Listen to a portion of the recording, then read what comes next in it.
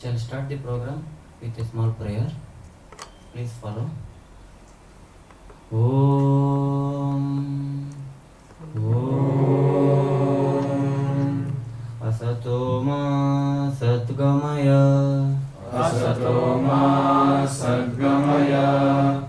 Tamasoma Jyotirgamaya. Tamasoma Jyotirgamaya. Mrityorma Mamrutangamaya. Mrityorma Mrutangamaya. Om Shanti Shanti Shanti. Om Shanti Shanti Shanti. The meaning of this shloka is Om, from the unreal lead me to the real, from darkness lead me to the light, from death lead me to immortality. Om, peace, peace, peace. Please follow next shloka. Om. Om. Sarve bhavantu sukhinah. Sarve bhavantu sukhinah. Sarve santu niramaya. Sarve santu niramaya. Sarve bhadrani pashyantu. Sarve bhadrani pashyantu. Ma kaschut dukkha bhavet. Ma kaschit dukkha bhavet. The meaning of this shloka: Om, may all be happy, may all be free from disease, may all realize what is good, may none be subject to misery. Please follow next shloka. Om. Om. Namah Shri Yatirajaya Ananda Suraye Satchit Sukha Swarupaya Swamine Tapaharine.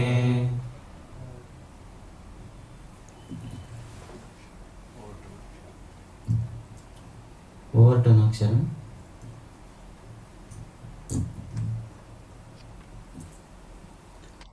My humble pranams at the lotus feet of Holy Trio.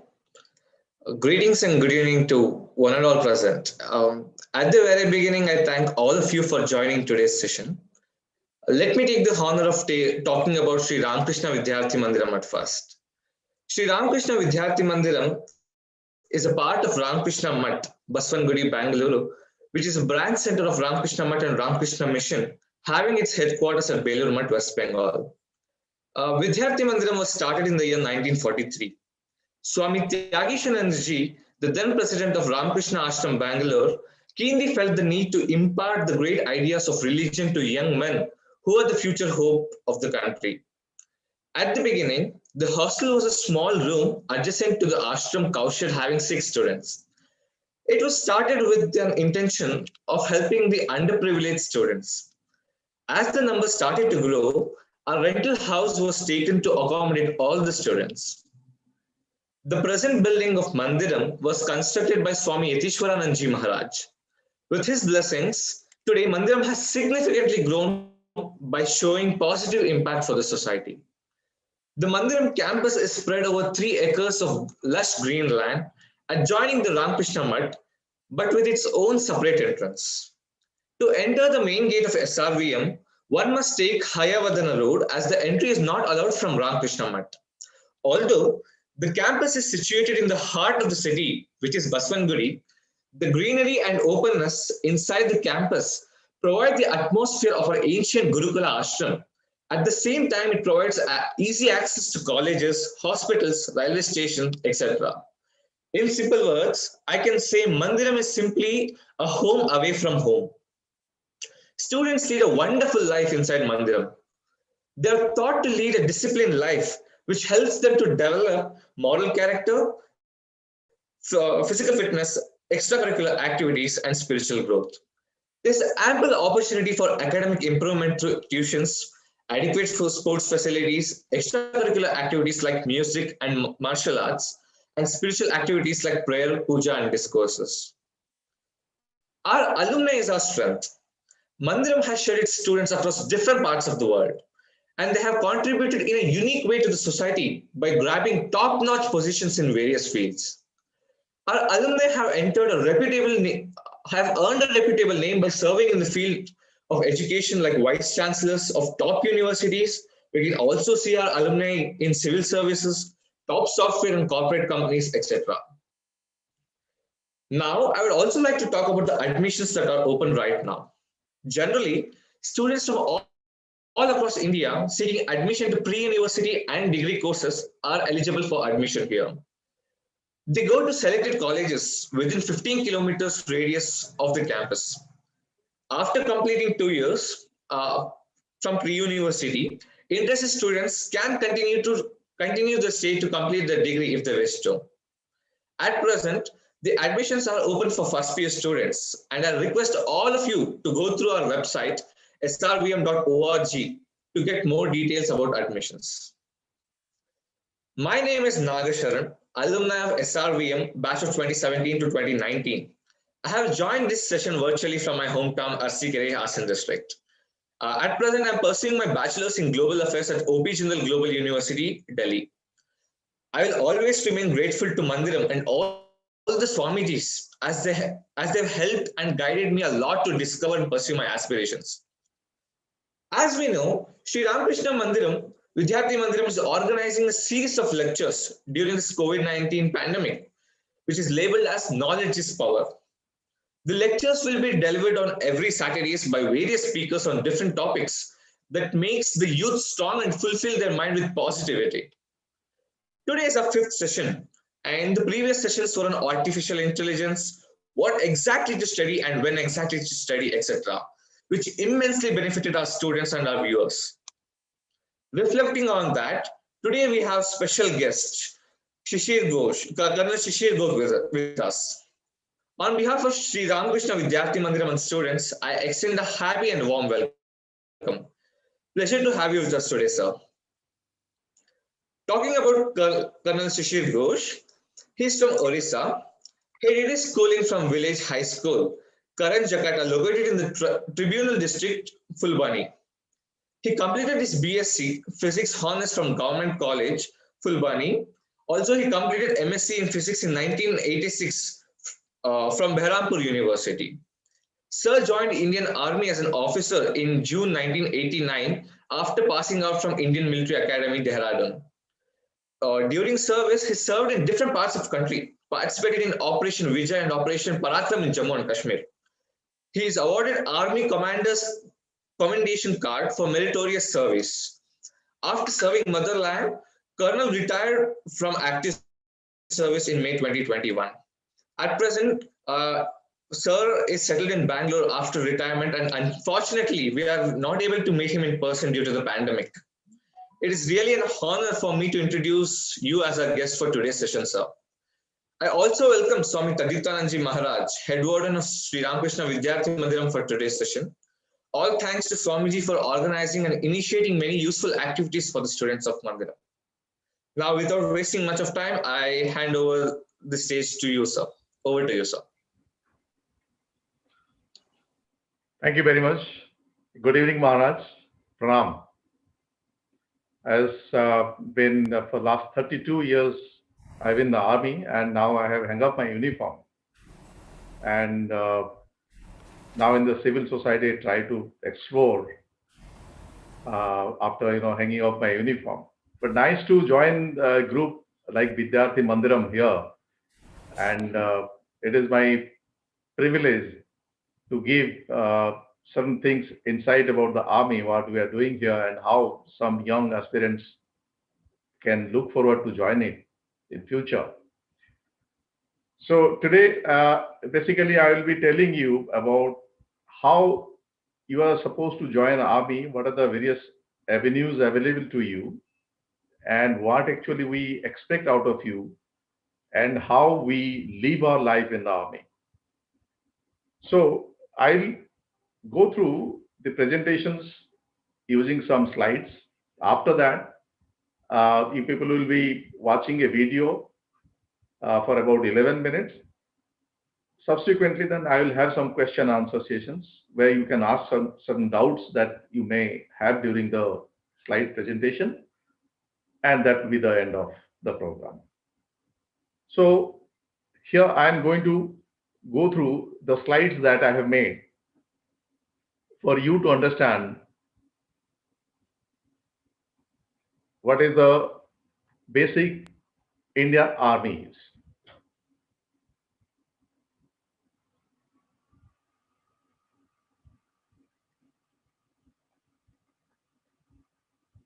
Indian Army, it is a way of life. And so from the beginning, let me ask you, do you have it in you? So I want a response from your side also, if you feel like, so that it will be an interactive session. So how many of you want to join Army? Please raise your hands. 1, 2, I can see 3, 4, 5. Okay, very good. Okay, fine. Very nice. Okay, thank you. So let me tell you what is the Army all this about. Army is, we have got an army of second largest army in the world of 14.4 lakhs of population in the army. So it is a big army, and the second largest you can think of. We have a land boundary of 22,600 kilometers to defend. So that means you can see about that for this 22,600 kilometer, 24 into 7, we are guarding the border. And what is the role of army? So role of army that you can see in the slides is basically to defend the country from external aggression, internal threats, and territorial integrity and sovereignty that we have to protect. Then maintain peace and security within the borders, to help civil administrations during natural calamities, and that you must have seen during various floods, earthquake, and so forth. And of course, the nation building, that also will take part, like promoting sports and NCC, as you already know, and through various education projects that the army undertake. And also, we help the United Nations in peacekeeping mission. Like wherever there is peace violations or there is any war, then the army from India go there and they help those people to come out of that problem. Who can join the Indian Army? Indian Army can be joined by Indian citizen, of course, and the facility has been given to the citizen of Nepal and Bhutan. So what type of entry we have in the army? We have 4 types of entry. We have got officers entry, junior commissioned officer entry, known as JCOs, non-commissioned officers, NCOs, and of course the main line of force is the soldier grade. They also join the army having a different type of qualifications. So here are the qualifications that is required to join various army cadres, like officers cadre I have given here. There's a National Defense Academy after 10+2 in any stream, whether it is humanities or commerce or science, and the age group is 16.5 to 19.5. Then a 10+2 technical scheme that is known as TES entry, and that the minimum percentage of mark has to be 70% in PCM. So that, but generally let me tell you, the cutoff mark is something about 80%, more than 80-85%. Though this is for the reference that 70% mark is minimum, but one has to have more than 70%. And after graduation also, suppose you are not able to do or join with NDA or 10+2 technical scheme, you can join in the army as an officer through Indian Military Academy and Officers Training Academy, that is in Chennai and Gaya, after completing your graduation. So there you have to appear in some written test followed by SSB interview.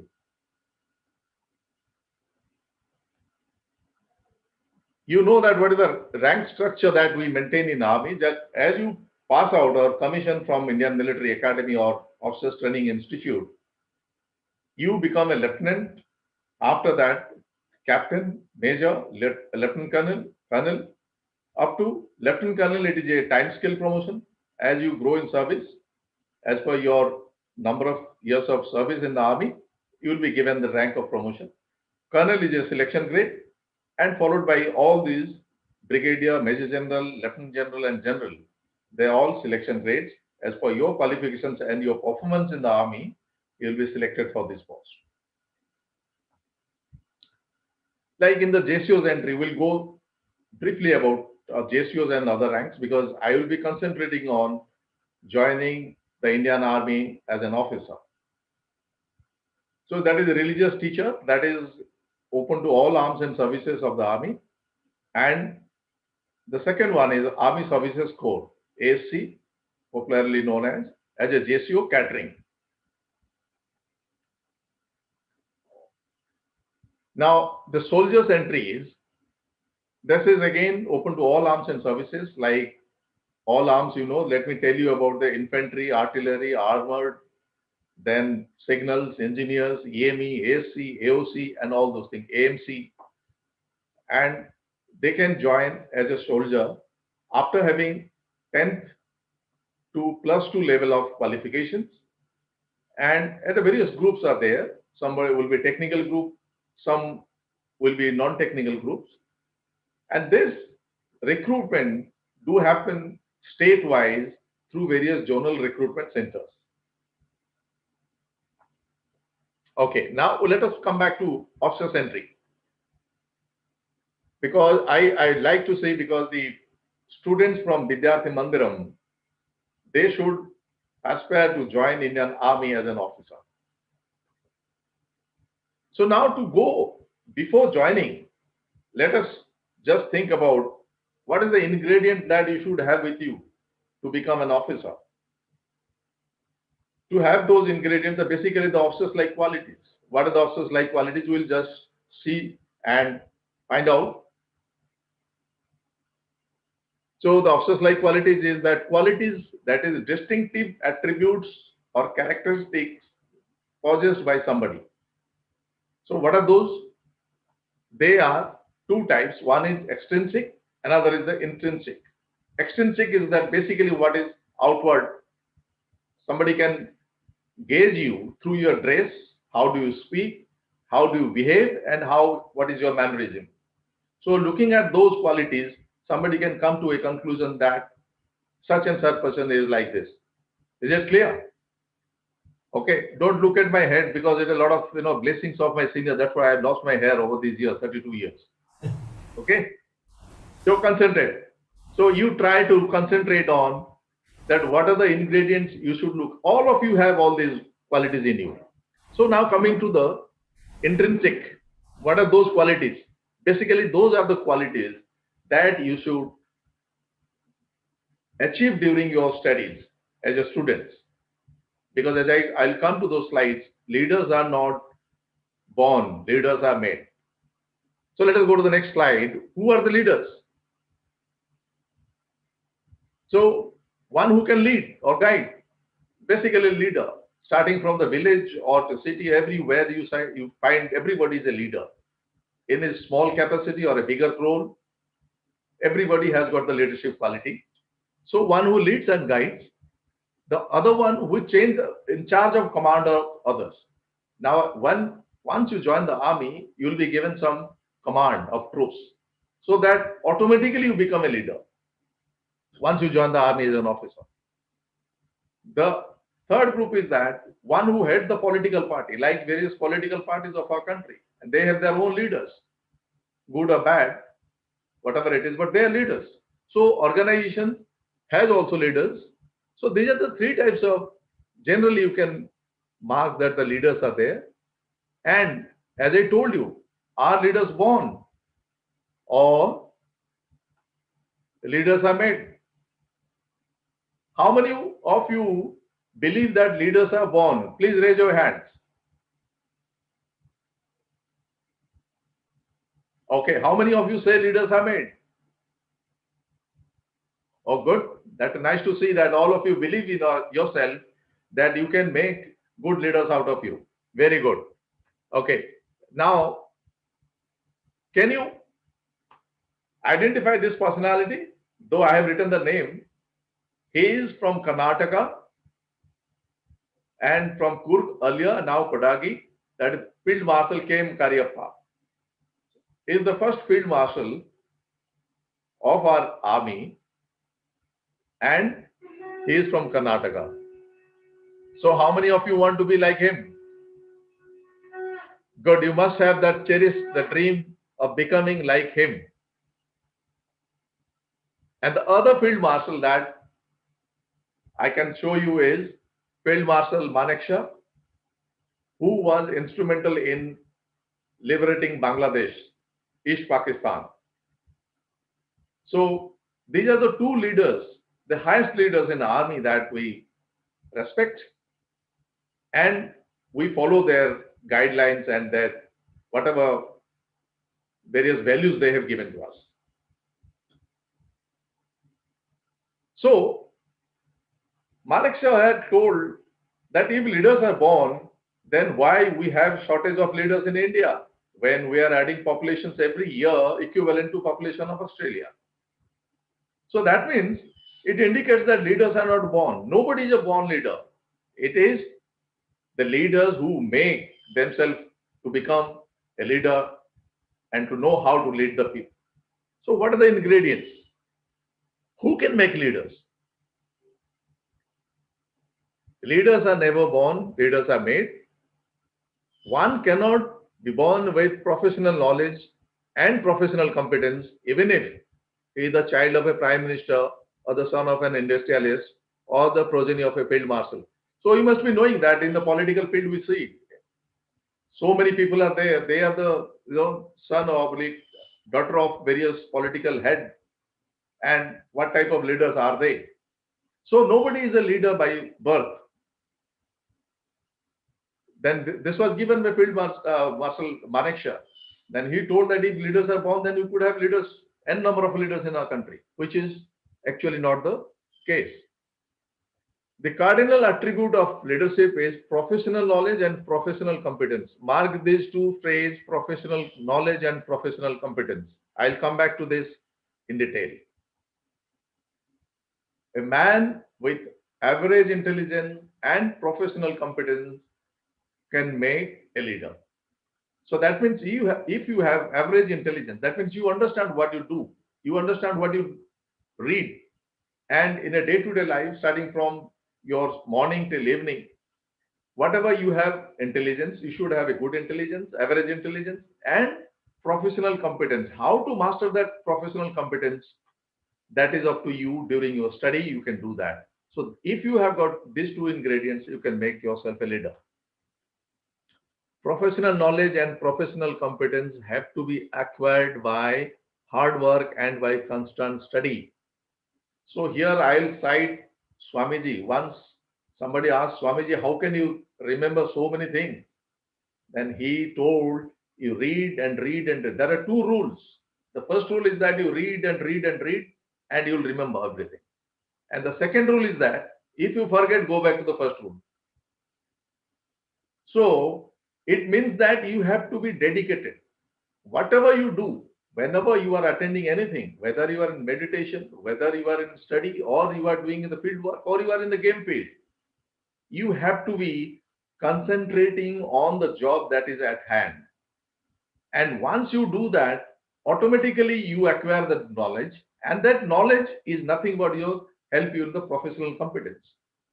Though you have not joined the army, now you are students. As a student, you should be professional. You should be good students, and you should acquire knowledge. You should get good grading in the mark. You have to understand the subjects. Then you will have those professional knowledge, and then you become a leader. So the basic ingredient that is we're looking at is that you should be hardworking. You should be acquiring knowledge. And once you have all those qualities in you, automatically you go into the next field of creating yourself as a leader. So what is the officers like qualities?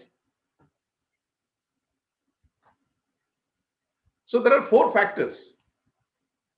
Our body is like this, that mind, heart, guts and limbs, they control our total activities, whether as an individual or as a leader or led. Whatever it is, these four factors, they play vital roles. One is your mind, which helps in planning and organizing. Because to carry out anything, suppose you want to go home, you have to buy a ticket, then you have to go to railway station, board the railway station, reach at home. So all this planning has to be done and you have to organize everything. So that is the faculty of mind. And the number two factor is your heart. How do you adjust yourself with the social gatherings and all these places? So that is number two factor. Number three factor is guts. As you know, guts is your stomach. That means whatever the energy or your way that how you are going to adapt to something is your factor three. And factor four is limbs. That means all the three factors, they will guide you to pass the command to your limbs, various your hands, legs and everything, so that you carry out the job. So these are the four factors which we look into, which we look forward to see in the candidate before we select him as an officer. So let us go into a little bit detail about your planning and organization. So planning and organizing is basically, as you have, all of you have got intelligence, but how effectively you are utilizing that intelligence. So you have to think about it, those intelligence, how to use it so to get maximum out of it. Reasoning ability. You should be knowing which is good, which is bad. That is known as viveka. That means you should have the power of distinguish good from bad, weak from the strong, and so on and so forth. So that reasoning ability and which is right, which is wrong, basically. That should be the mental faculty of your mind. So the third one is organizing ability. You should be able to organize. Suppose you are the captain of a football team and your principal says, okay, now Sharan, you go and organize a tournament.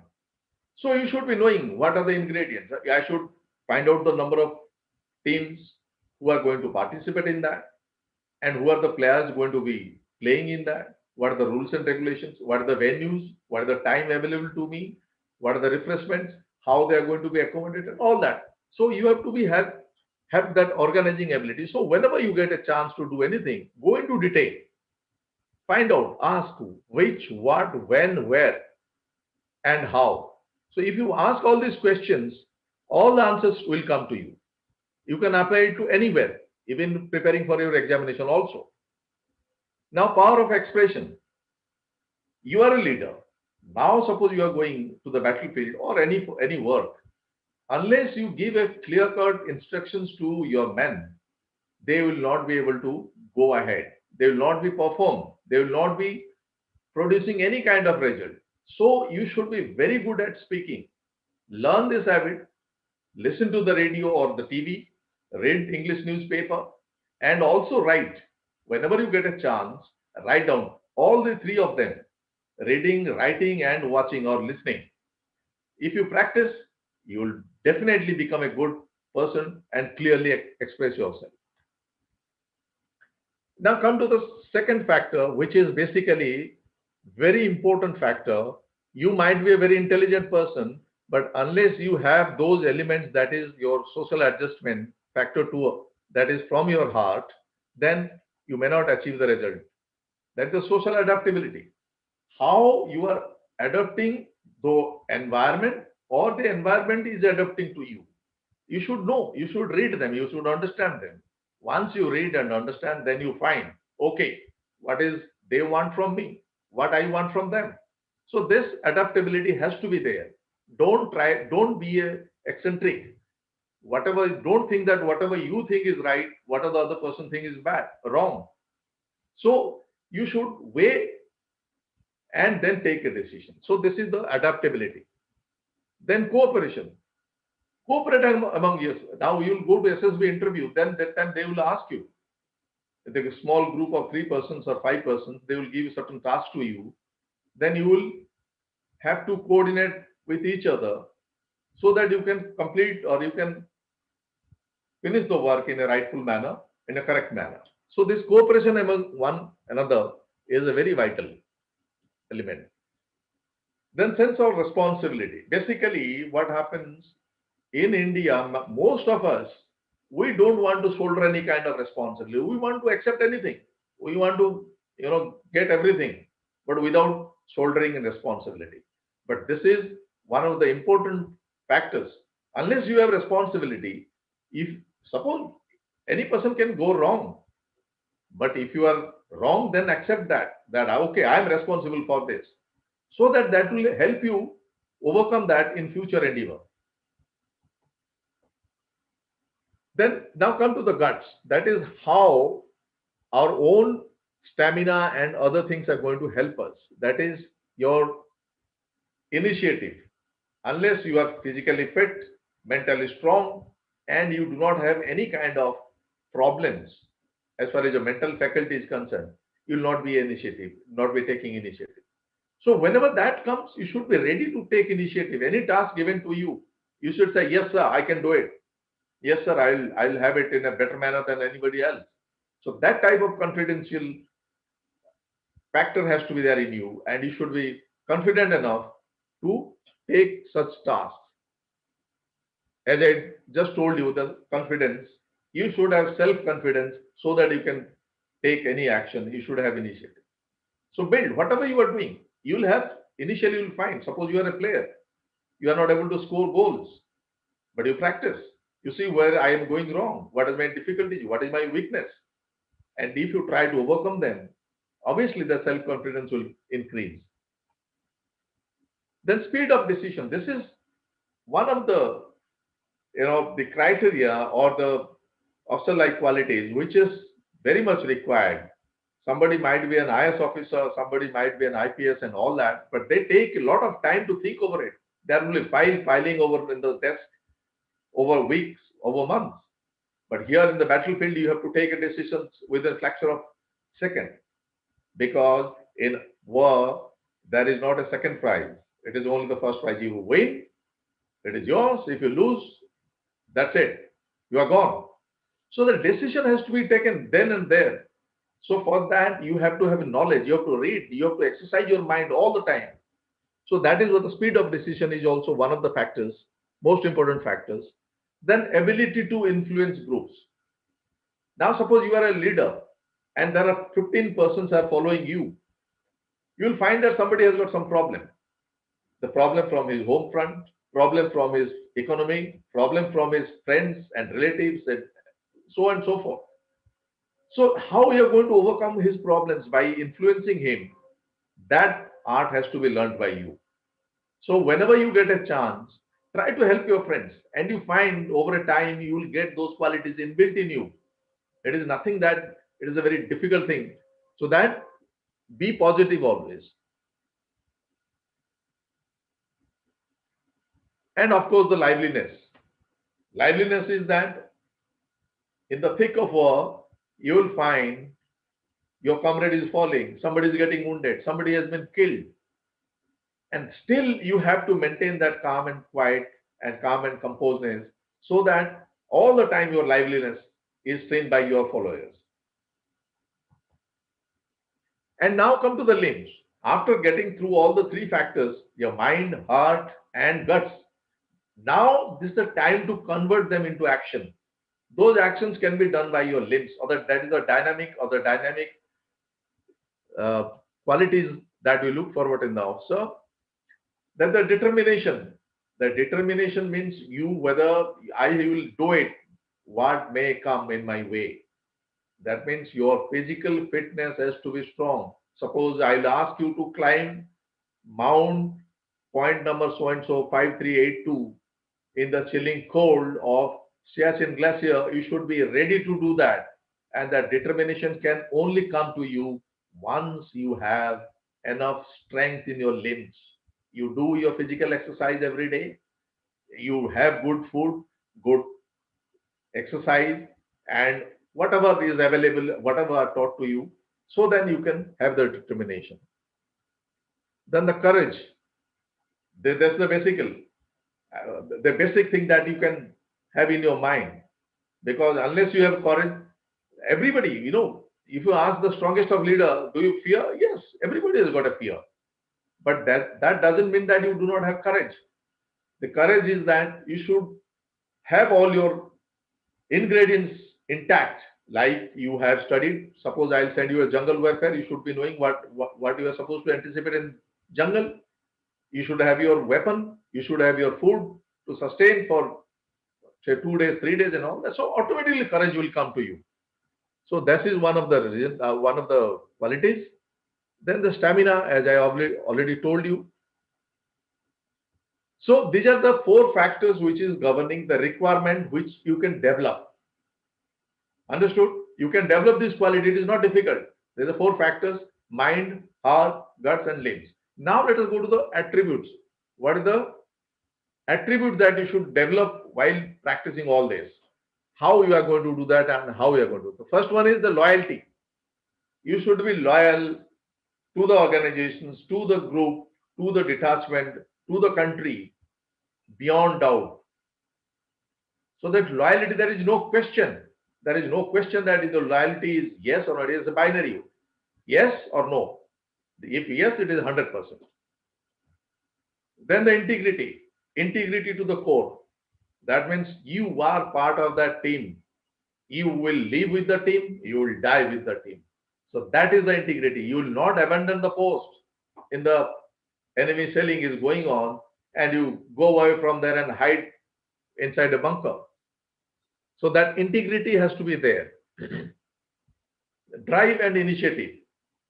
Whenever you do that, you have got knowledge, professional competence, professional knowledge, and you should have physical activity, physical capabilities. So drive and initiative will come to you automatically.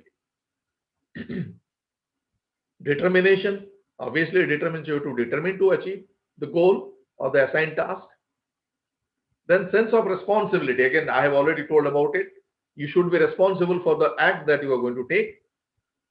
Then justice and impartiality.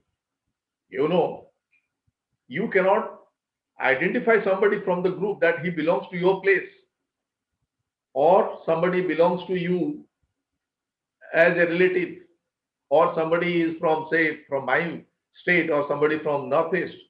So this impartiality and justice, that we do not have in army.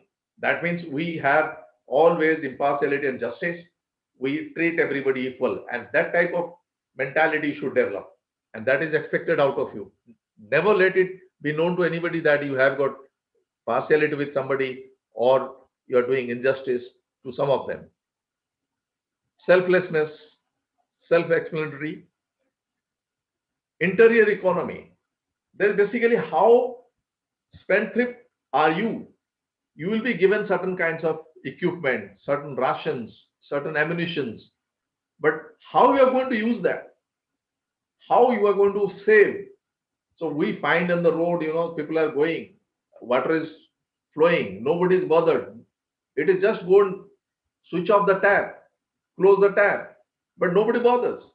The light is in the office, nobody is there, but the AC is on, the light is on, the fan is rotating. And so that there is an expenditure, but in the army we cannot afford to do that. It is a very costly affair.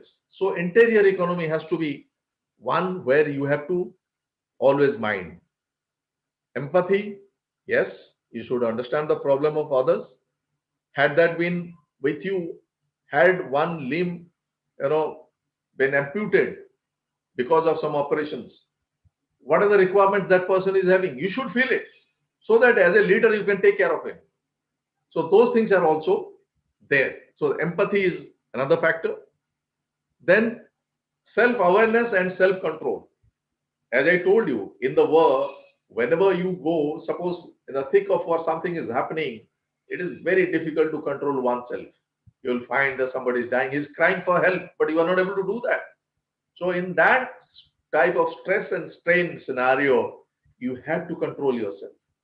And that you have to, we'll train you, don't worry about it. But that, the Sooner you do, sooner you achieve, the better it is. Planning and coordination, that I have already discussed.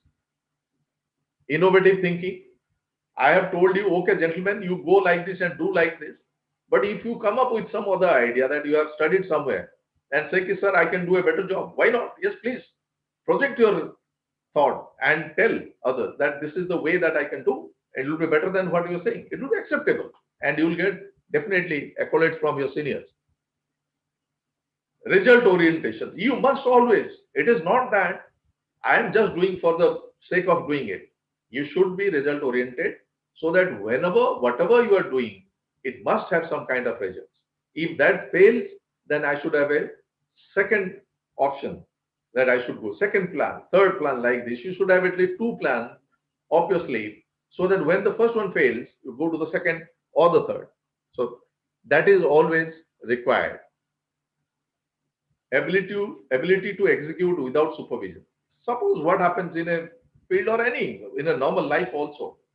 Suppose you are doing and you find that you are constructing your house and father has gone to Delhi for some work and he told you, please carry on, so that you should know what are the requirements for this. So without supervision, are you able to carry out those tasks? If you are able to do that, very good, that you have achieved. So try to inculcate those habits in you also, that whenever no senior is there, how best you can carry out that work without guidance is definitely going to pay you back. Professional knowledge, I told you, it is by sheer study, hard work, nothing else. Hard work cannot replace, nobody can replace hard work. You have to do hard work, study and acquire knowledge. Professional competence, as I told you, these two terms will come again and again. Your confidence will be increased once you have those knowledge, professional knowledge and professional competence. What else? Moral courage. Courage is there, the physical courage and moral courage. Moral courage is that you know that whatever you have thought or you have planned has not come in, but it is definitely going to come. You feel that, okay, I have done all right. I have got everything as per the books, as per the advice, as per the knowledge. Definitely it will come. So to hold on to that thought, the moral courage is also a very important factor. And of course, sense of humor. So you should be knowing, to crack jokes, good jokes, humor with your colleagues, with your groups, so that the tense moment it gives you, like in the WhatsApp we see a number of things that during the COVID is floating around. Sometimes you also get yourself, lightened up, and that sense of humor is always required. So this is all about. In a nutshell, I have told you what we require out of you in an officer to become the leader of Indian Army.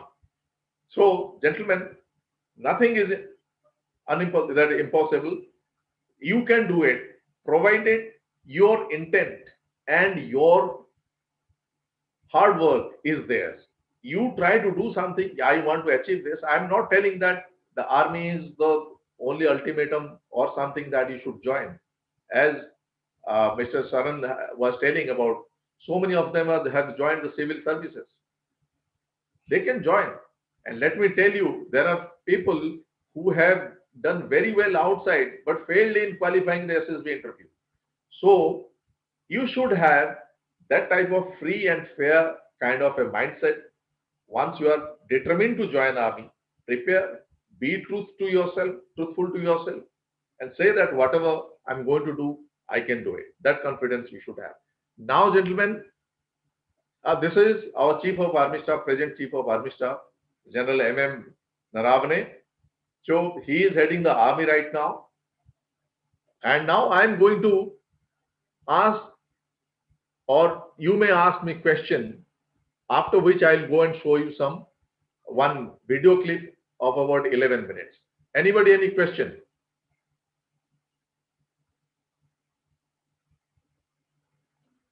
I know it is quite difficult over, the video conferencing kind of a thing to answer questions and all that, but still, anybody, if you do not have any question, you can ask me. I'll share my WhatsApp number, and you can ask me questions or any help anytime that I can definitely share, and I'll try to help you. So now let us go and uh, So just a second. We'll be having a Q&A session in the end. So do you want students to wait till then, or do you want them to ask the questions now itself? no, as per your this thing, if you want that, I can answer right away, and we'll go to the film after the question answer is over. Okay, then yeah, students can start asking the questions. Yeah.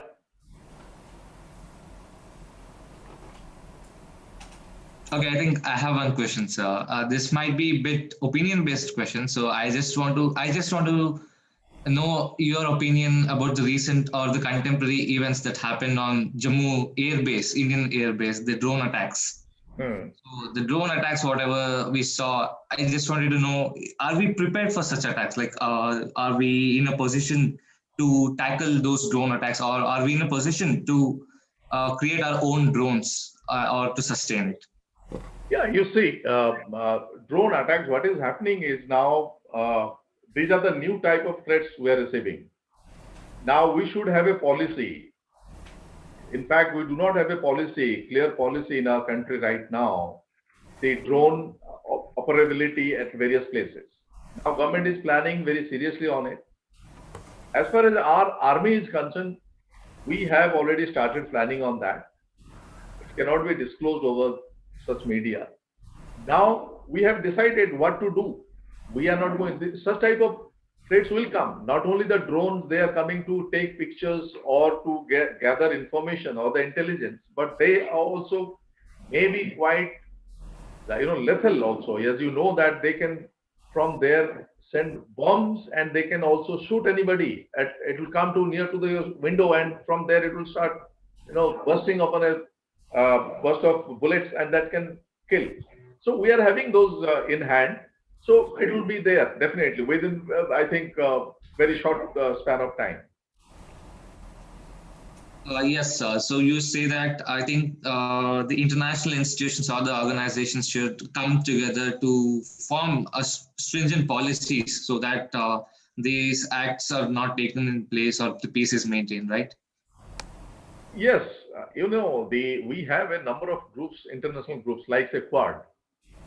Now we have got 4 countries, as you know: US, India, Japan, and Australia. Okay, fine. But now Russia is also, our friend. 1971 treaty. It is we have a friendship treaty for 50 years now that has gone over, and we are renewing it again. But now Russia is opposing to Quad. They do not want that somebody can come, and that is why the China has now got the upper hand, because it knows that Russia is a good ally, and nobody can do anything to us. So because of that, the policy, wherever you are, we have got so many groups. Sometimes I wonder why is the request group 7, then group 20, and all those things. Hardly we are getting anything. So slowly and slowly we are overcoming all these problems, and I hope that time will come with the strong government at the center, and of course the army and the tri services. We are going to do something about it. Yes, sir. Thank you.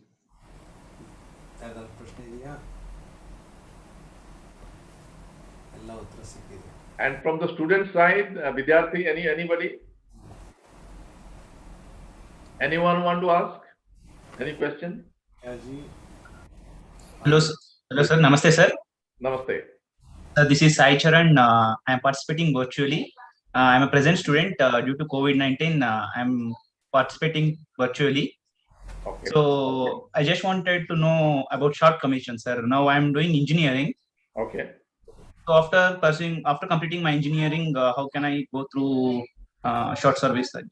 Are you a student right now that you are still pursuing your career, or you have completed your engineering?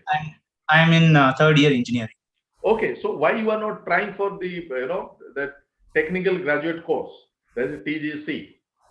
Okay, so yes, go sir. to the site joinindianarmy.nic.in, where you can log on to that. They will ask you, you project your qualifications and all that. It will give you all the answers. Why you want to join short service? Any particular reason for that? Yes, sir. I am the only son for my father and mother. Okay.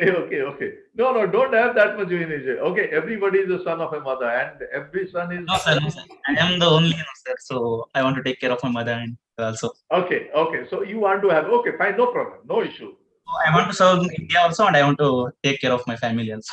Definitely. So in Search Service Commission, we have got 8 years of service, after which you will be evaluated. Should you feel like that you should quit, you can put up your paper. You say, sorry, I don't want an exam. But the minimum is 8 years that you have to serve. Yeah. Okay. So after engineering, you can apply for this thing and you will be called for SSB interview, because for engineering graduates, there is no written examinations conducted. Okay, sir. Provided you should have at least 60% in your graduation. That is the minimum cutoff mark. Okay? Yes, sir. Yeah. Thank you, sir. Anyone? So I just like to have one more question. Sure, please. I think, can you explain, like, immediately after joining the army, like what all the difficulties do people face, and how can those difficulties overcome, and what all the qualities do they require to overcome? Difficulties, you see, everywhere in the life, difficulties are there. Without difficulties, you will find that, okay, so everything is good. As per, say, we are living in a society or utopian society where everything is good, all are good, there is no bad element. And so you'll find it is difficult. Now, in the army, what happens? The first thing is that the family life is not as per your expectations, because most of the time, or at least I will say 50% of your career, you will be posted to field, where you may get some family accommodations and may not get. Suppose you get a family accommodation, what happens? The education of your children. Then what happens? They will not get the required education there. Suppose somebody is posted, and most of our troops are in the northeast or in the Jammu and Kashmir region. So there you will find the schooling is not good, and higher education, of course, I will not talk about. The basic education also sometimes you will find difficult. Otherwise, these two things, one is the education and the family separation. Other things are good. Your food is taken care of, your accommodation for yourself is taken care of, and you find the best of equipment, best of dress. You are given a good amount of salary, which is very good. And I'm telling you, after 6 pay commission, we are getting a good amount of money, and that's it. And now there's a part and parcel. Earlier, people used to take army as a, what do you call, as a prize kind of a career. Now they're coming for most of them as an opportunity to a job and something like that. So that depends upon you. Otherwise, it is good. I'll tell, if given a chance for another 20 years, I can join now. Now also, I've got that, stamina with me. Yeah. Okay. So now I'll go and show you you must have seen there is the advertisement. Maharaj, anything from your side, Maharaj? No. From Maharaj. Yeah, you can continue. You can continue. Okay, Maharaj. So now we'll go to show you one of the movies, I think, for the young generation. They can see that it is your country, and we would like to see most of you in uniform. And let us see this one.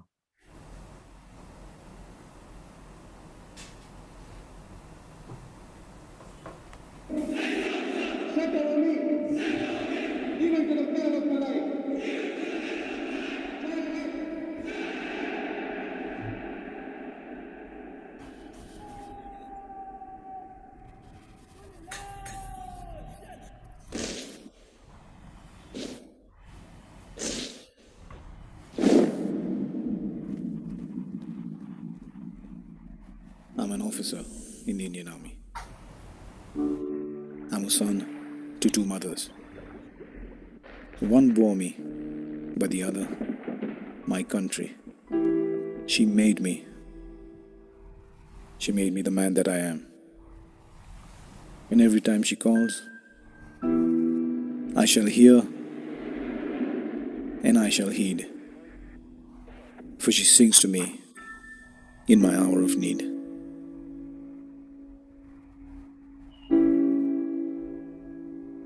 तू ही सब कुछ, तू ही जान मेरी, तेरे हाथों की लकीरों में तकदीर मेरी, तू जो हारी है हार मेरी, उठे सर भी मेरा जो हो जीत तेरी।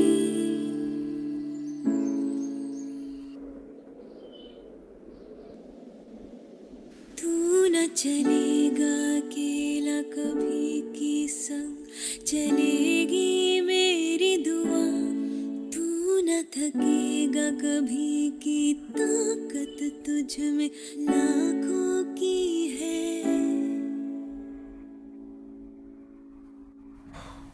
तू चलता चल, तू चलता चल, तू चलता चल, तू बढ़ता चल, तू बढ़ता चल, तू बढ़ता चल, तू लड़ता चल, तू लड़ता चल, तू लड़ता चल, तू चलता चल, तू चलता चल, तू चलता चल।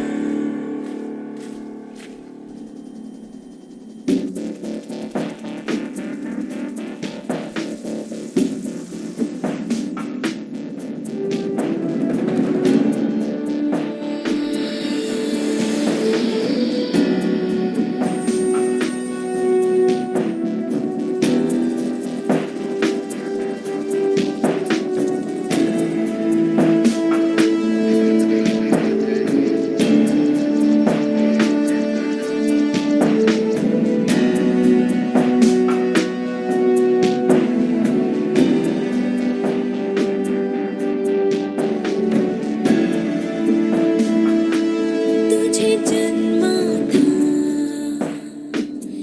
जिस दिन मैंने, एक सुकून सा था सीने में मेरे, कि महफूज है कल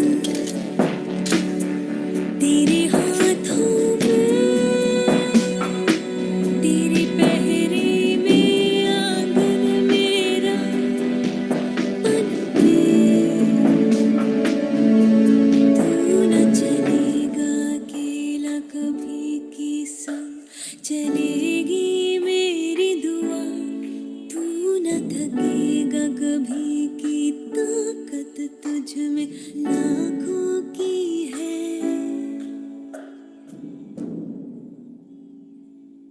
तू चलता चल, तू चलता चल, तू चलता चल, तू बढ़ता चल, तू बढ़ता चल, तू बढ़ता चल, तू लड़ता चल, तू लड़ता चल, तू लड़ता चल, तू चलता चल, तू चलता चल, तू चलता चल।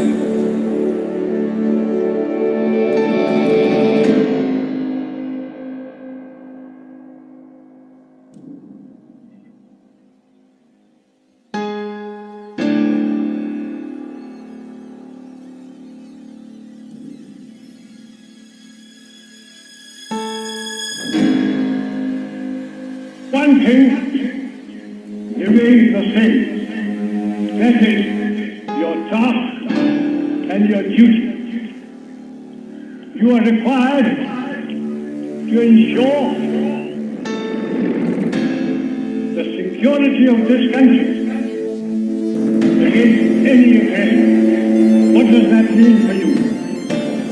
It means that you shall have to fight and fight to win. I look around, I see parents, I see relations, I see friends who who are looking at you with trust and pride. Make sure, gentlemen, that you don't betray their trust or their pride. May the winds of fortune blow kindly upon you, and may good luck attend all your deeds.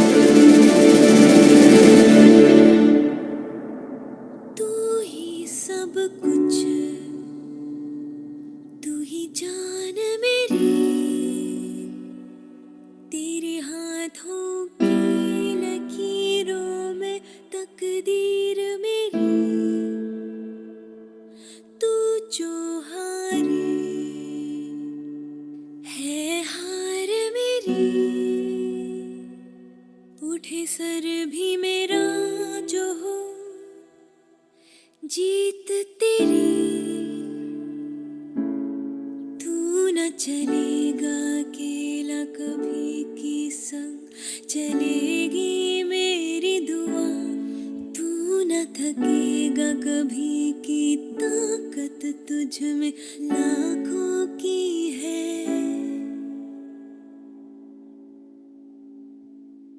तू चलता चल तू चलता चल तू चलता चल तू बढ़ता चल तू बढ़ता चल तू बढ़ता चल तू लड़ता चल तू लड़ता चल तू लड़ता चल तू चलता चल तू चलता चल तू चल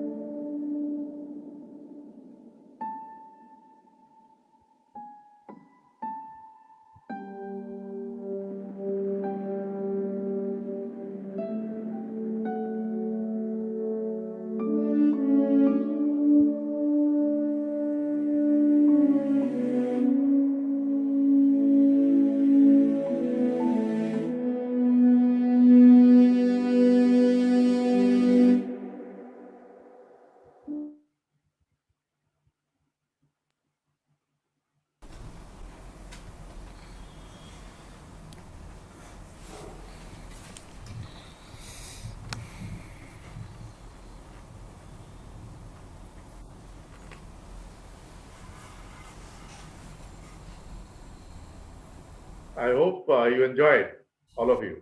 Yes. Yes, Maharaj. That was a very nice presentation of Thank you, Maharaj.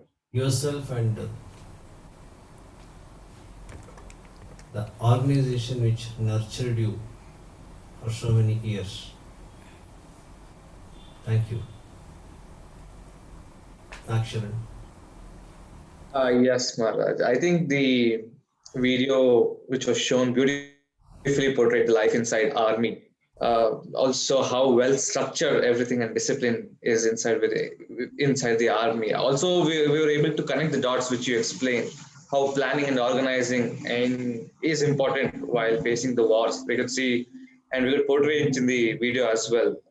And also, it is important to face the difficulties and challenges in life, and we can learn it from the example or the video that you have shown from the army video. Also, thank you for the all the insights that you have given today, the pointers that you have explained, and you have walked us through the process of joining the Indian Army, which will be useful for many students of Mandiram. Thank you, sir. Thank you. Thank you, all of you, and wish you all the best and do well in your life. Bye. Yes, with a Thank you, Maharaj. Pranam, Maharaj. with a prayer we shall close the session. Om Priyatam Pundarikakshaः Sarvayajneshwaro Hariः Tasmin Srishte Jagattushtam Prenite Prenitam Jagat Hariः Om Tat Sat Shri Ramakrishnaarpanamastu. Jai Ramakrishna. Pranam, Maharaj. Bye. Good night.